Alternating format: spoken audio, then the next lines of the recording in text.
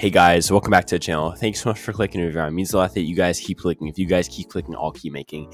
And today I want to dive into where Survivor is right now. Obviously, Survivor is the greatest show on television. We all know that. And even at its worst, it's still captivating. You know, it's also interesting. But with that being said, Survivor at its worst is still not preferable. And more importantly, it's not sustainable. And nobody wants an unlikable cast. No one wants stupid twists. No one wants unfair advantages. And that's what we've gotten from Survivor 41, and with those come very, very bad ratings. 41 was the least watched season by viewers, with the lowest dip coming in the Hourglass episode, which cost the show 300,000 viewers. And that's if you don't count the excuse for a reunion episode, which was the lowest viewed Survivor episode ever at 3.9 million viewers. It's embarrassing, and it can't be celebrated. It can't be given excuses if we want our favorite show to stay on the air for much longer.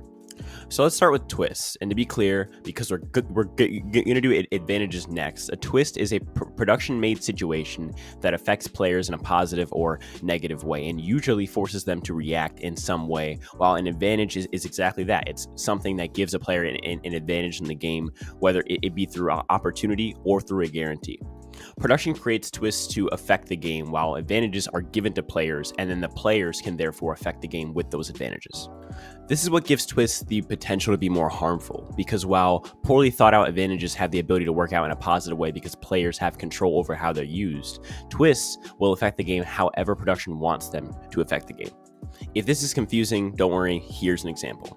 So obviously an advantage is supposed to directly counter the social game by allowing somebody who can't get the numbers or who doesn't have a sufficient enough social game to win out at a specific tribal over the people who do have those numbers. The idol nullifier does the exact opposite of this and gives the majority power to block the minority's ability to play an idol to save themselves, or at least 99% of the time it does. Because like I said earlier, because it's an advantage, the players who have it can use it however they want. And in the first season of its existence, the players who used it to their advantage were on the bottom and used it to successfully block Dan, a majority alliance member's idol play, causing him to therefore go home. In this case, even though the advantage itself was bad, as proven in later seasons that it appeared in, it worked out well because the players have control over how and if it will affect the game. Whereas with twists, production has complete control over how the twist affects the game.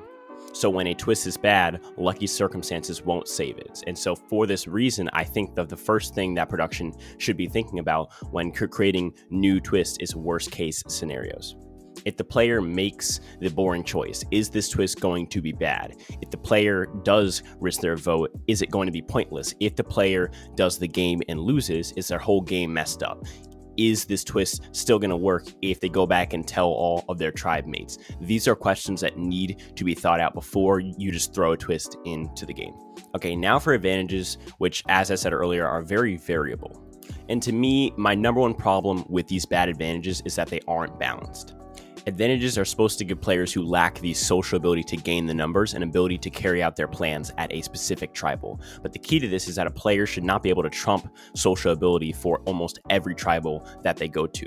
After a while, you have to be able to play the bare bones game and get people to go with you and flip towards your side. A great example of this comes with Russell in Samoa when he comes into the merge down 4-8. And in the first round, he and his 4 are able to flip everyone from the Galoo tribe on Eric. Then at the final 11, when he isn't able to use his social game to cause another Galoo flip, he has to use his idol to idol out Kelly Charbal. Then at the final 10, when the numbers are 4-6, he has to turn back to his social game, flip Shambo, and a very reluctant John Fincher. Then the next round, he votes out the unreliable flipper in John Fincher. And then after this, he just keeps Shambo on his side with the 4 and has complete control over the rest of the post-merge. In this case, Russell only had to use one advantage to complete his run, because for every round except for one, he was simply playing a better game than the rest of the Galoo tribe. The idol added to the season in a positive way by giving the person who obviously deserved to make it farther the tools that he needed to get past the one vote that he couldn't get the majority authority for with his social game. Instead, they should try and recapture moments like the Wentworth idle play, where a player just needed a little boost to go very, very far in the game and was able to do so after receiving that boost through the form of a big idle play. And I'm looking at my time right now, and I think I'm going to cut it off right here. So I'll do a part 2 if this video gets to 100 likes. I had fun doing this, guys. None of this happens without you guys. Without you guys, I'm just a weird guy speaking into a weird microphone. And if that's how I'll talk to you guys in the next one. Peace.